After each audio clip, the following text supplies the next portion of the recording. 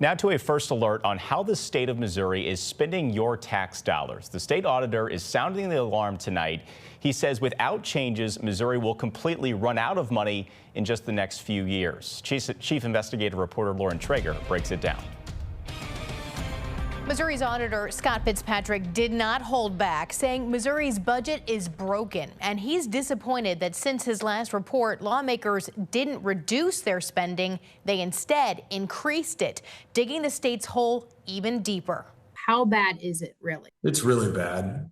Auditor Scott Fitzpatrick says that the budget passed by Missouri's legislature this year will result in a $1.7 billion spending deficit for next fiscal year. Over time, he says, the problem only gets worse. The general fund, which had a nearly $6 billion surplus in fiscal year 2023, he says will go down to zero in fiscal year 28. He truly paints a dire picture of the state's financial situation, saying the state has never encountered a budget issue of this magnitude ever. We're basically putting this information out so that people understand that there's going to be a reckoning at some point. We would like to begin that process sooner rather than later. Now the state auditor calling on the governor through his veto power to reduce spending immediately. Otherwise, Fitzpatrick could foresee serious cuts to services like Medicaid and public schools. He says the cuts are coming, but dealing with it now could give entities better time to prepare.